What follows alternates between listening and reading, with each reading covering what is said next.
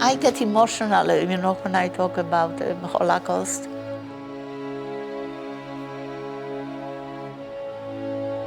I didn't lose anybody because we are not Jewish family, but a lot of friends.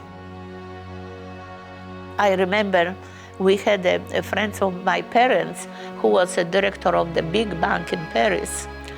And one day I was walking and I saw him kneeling in front of the bank on a sidewalk. And there was a car standing by, and in a car was his wife and the children.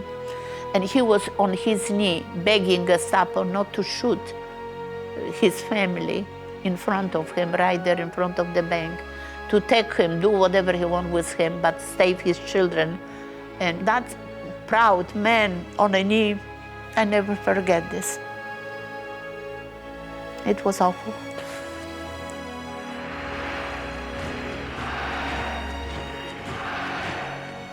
The constant threat of Adolf Hitler's reign of Nazi terror made such atrocities a part of daily life for Helena Zuber. I still have nightmares. I still sometimes dream that Gestapo is coming after me. And I wake up sweating and stuff like that. And then I said, no, it's not that bad. I am free. I am all right. And I always feel I still have a, scar here, which I can feel it. And I said, I am all right. For 65 years, Helena has lived with that scar. A scar that once harbored a tattoo, branding her as a prisoner in a German concentration camp. But it's the emotional scars that cut far deeper. One time when I was very sick and very hungry in a camp, and I said, well, what's going to happen to me? So I said, God, if you let me survive and I will leave this camp, I pledge to you that I will do whatever I can to do something for the Jewish people because they suffer so much. And that will be my promise. To fulfill her promise, Helena vowed to spread the word of the Holocaust, sharing her message with students at local schools. Hello, everybody. This is Miss Helena Zuber. This is her amazing story. I am not a hero of any kind. I was a young girl at 16 when all the, as they said in English, hell broke loose and things start to happen, which I wasn't aware of it. Sometimes I didn't expect it, and I didn't understand what was going on. Born in Vienna, Austria, Helena was the oldest of two girls. Her father was a science professor at the University of Vienna. In 1940, at the height of German occupation in Europe, 16-year-old Helena graduated from a convent in Paris and was immediately recruited by one of the nuns to work for an underground organization in support of the French resistance. She told me that she thought I was quite mature for my age, and also that she thought I was a good-tempered person, and I might be useful to some kind of organization. I said, Mother, I am just a kid. I just graduated from high school.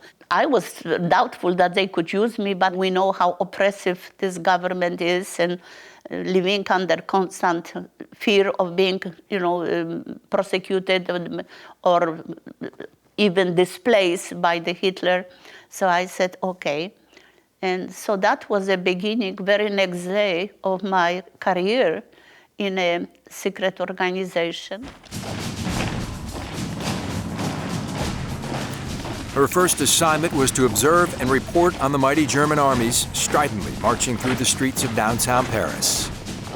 I noticed, for instance, that how many Gestapo were and how they were dressed and what the insignia they were wearing. There were different branches of military marching, all very elegantly dressed in new uniforms and clean shoes and all shaved and shining and, and Heil Hitler and all that stuff. It was very impressive. And people had to stand in lines on the sidewalks and watch that. That was order.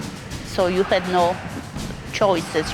If you were on the street, you had to do it because this is one way to intimidate the citizens. Right away you have a feeling that you are helpless and overwhelmed by this avalanche of military. So I gave her all the information I could remember, and apparently I did a pretty good job on it because she was very happy. So they moved me from that assignment to another one when I work with two young men. And we were watching the cabaret when the French girls were performing, and there was a lot of German officers. They like entertainment, they like women, especially young ones and good looking. And French girls were very free with their charms, so to speak. So we were watching who got in, who got out, who went upstairs, which light went on. The French girls were fully collaborating with Gestapo, and they were mostly Gestapo officers, and they were doing pretty well what they want to do. Even military was scared of Gestapo.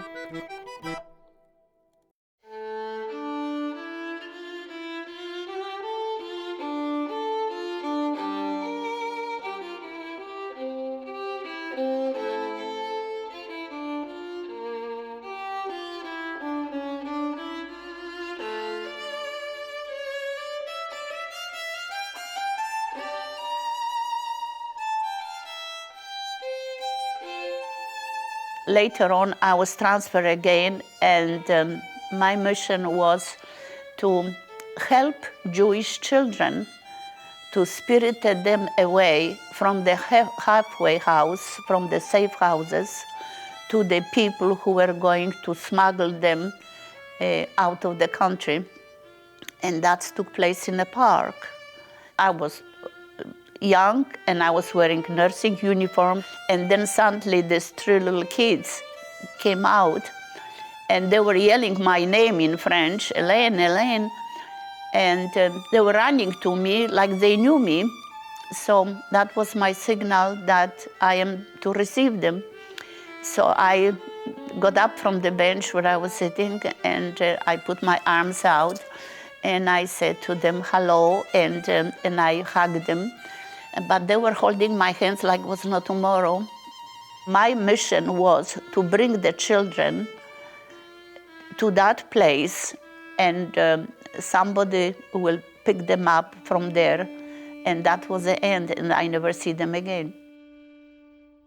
Very often, you have to make a quick choices how to act. And that's very important because, you know, your life is at stake every day. This little boy came, and he was very small for his age. I thought he was about 4 years old, but maybe he was older. And very lovely child, you know, and there was something so cute about him, but he had a quite prominent Jewish nose. And he was so darling, and I just took an instant liking to this little boy. And he told me that his name was Jack. Jacques, je suis Jacques. And he was always saying, je vous aime beaucoup, like this, you know, real cute. And I said, okay, Jack, but, you know, that nose we have to take care of it. And so somebody must to put something in my briefcase or whatever I had with me, and it was a hat, you know, like a baseball hat. So I put this on his head, so that will shade his face, you know. And then I said, Jacques, when you see the German soldiers looking at you, I said, you call my name and yell that you need to blow your nose. And he did. And that's happened very shortly after I told him that. So I knelt in front of him, and I put a handkerchief right on his nose, and I said to him quietly, and I said, just try to blow, and you know, like this, you know. So he was doing this like this. He said, okay, and I said, you know, and we were working very hard. So the Germans sort of laughed, you know, and oh, hi Hitler, and they left. So he said, is that enough? And I said, yes, that's enough, you know. And well, Anyway, I had a special feeling for that little boy, but unfortunately, I never saw him again. Helena's next assignment was working in the Polish ghettos in Warsaw. The living conditions were deplorable, and the threat of death was constant. They had to put us in the sewer because to go through the other sewer system to the other part of Warsaw, because they blew up very often. I almost lost my life there.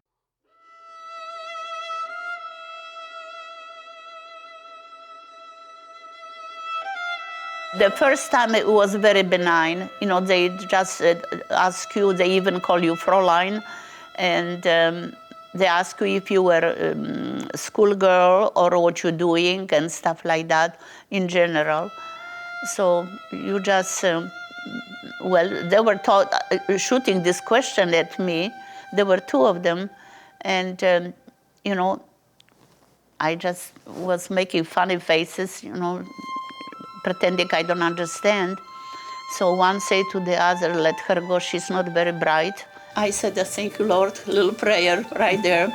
So they let me go. The second time, when they got me after, I don't know, a couple months maybe, they showed me the album with the pictures. They looked at me to see if I recognize anybody. Well, of course, I just shook my head. I didn't have to speak. I just said that I didn't know anybody. But the third time, they got me. And there was a huge, very long train, and they just crammed us as many as possible. And before we know, the motor started, whatever, and we were going east.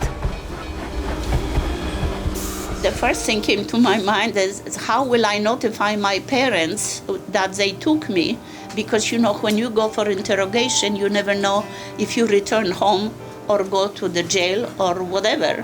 Sometimes you have a family divided right there in front of you, and they never see each other until liberation, if they survive.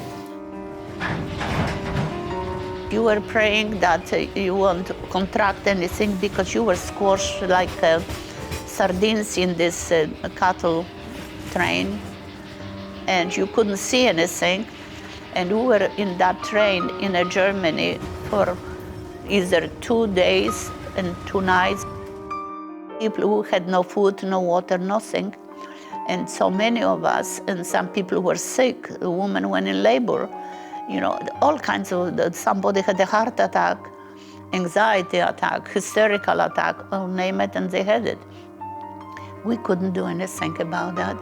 And if you say that somebody is dead, they said, leave it. And when the train stopped next time, throw them through they will open the door and throw them out.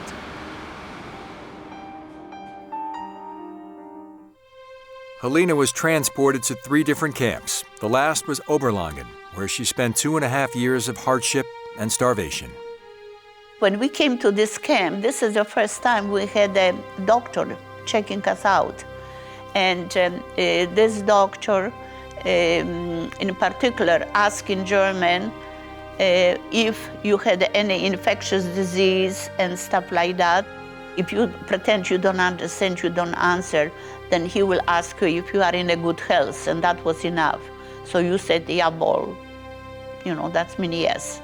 Because otherwise they will put you right away. We thought that they can kill you right away, And he told me in German, so he figured out that somehow I will understand.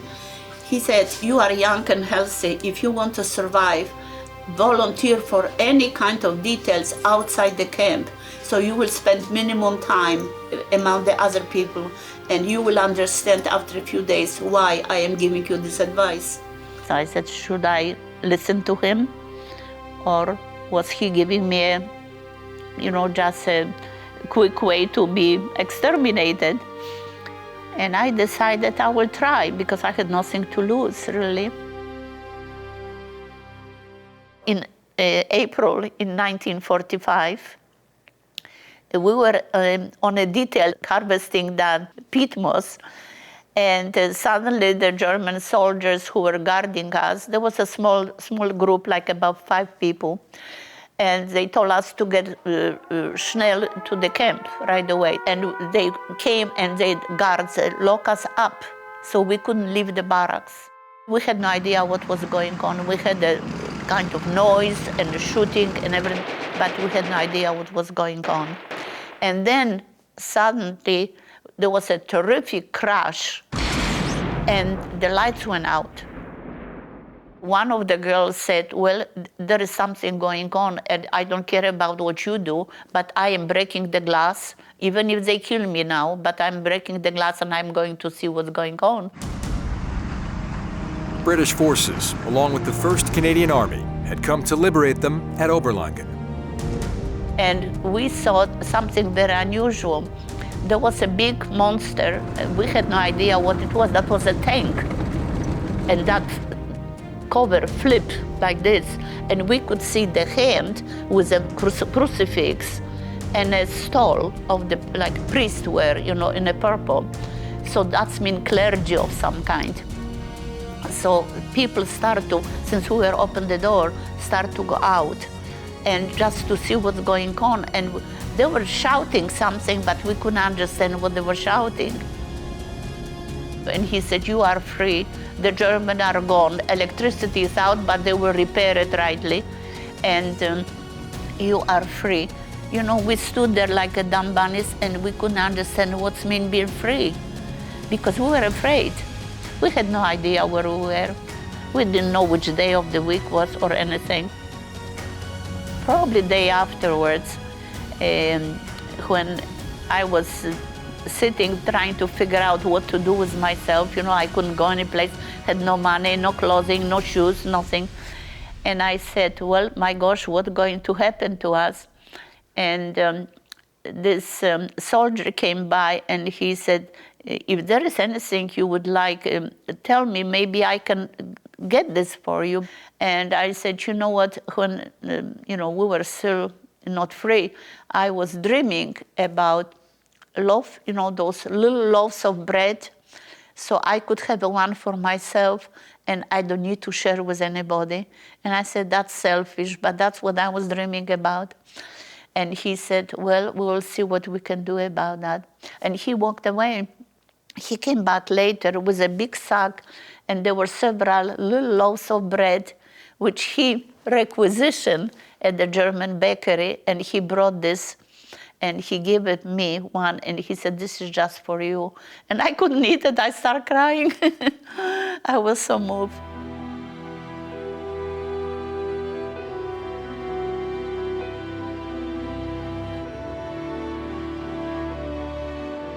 He kept looking at me and he said, you been ever to England? And I said, only as a baby, because I don't remember anything. And he said, you remind me of somebody. And he asked me again and again, and he was always there somewhere. And I said, what's, he's just sticking like a glue. I didn't like him at all. He was nosy and asking questions. And finally he came to me, he said, Lennox 8, London, and that's my uncle's official residence. So he figured out that I was connected with my uncle because I resemble him.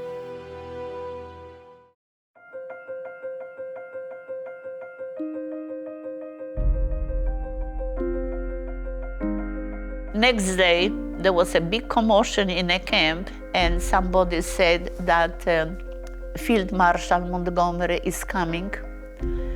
And the war was still on, and you could hear the shooting about 5 miles from the camp where we were. There were these tall, 6'3", young, good-looking guys, very straight and very properly dressed and everything, except they have insignia but no medals. One Canadian officer in particular caught her attention. And we were standing watching, and I said, well, he had a 3 stars, so he was a captain. And I said, he's kind of cute. And one of the girls said to me in French, there's nothing wrong with you if you can tell that, or something like that, really cute, And I said, well, he's nice looking.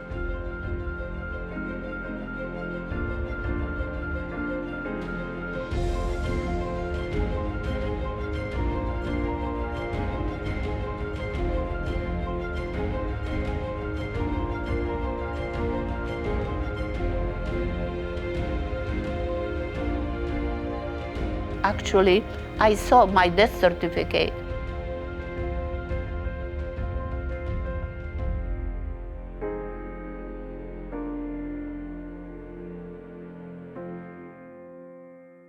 I went to Vienna in 1960, and the first time after I saw my parents, and last time I saw them was 1943.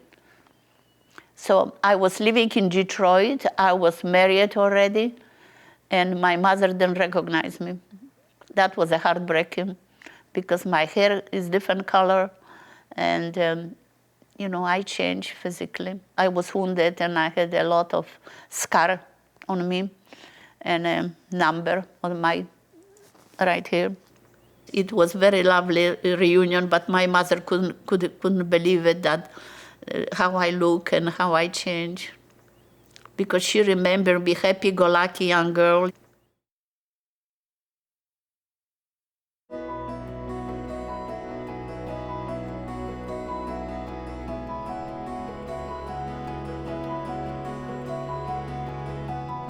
There is one girl at Publix, and she said, Mrs. Zuber, why do you always get tears in your eyes when you get this bread? You always get this little bread, you know.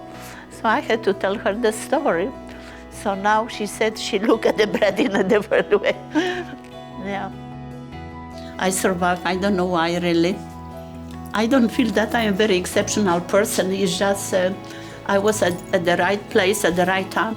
My role was very minute, but that's what I am trying to embed in a people's mind the true story about the Holocaust, because I am eyewitness to that. And when you go to Auschwitz and see this mountain of the Jews, nobody talks about that, but the fact is that took place. This diminutive woman, who stood less than 5 feet tall, is a hero and a giant humanitarian. Oh boy, you are a tall one. Well, you are very welcome. You touched him. Oh. But it's a good thing. You got your point across. Well, so that means the message is going. The message is going around. That's right. Your And that purpose. makes me happy. And they will pass it on. Yeah.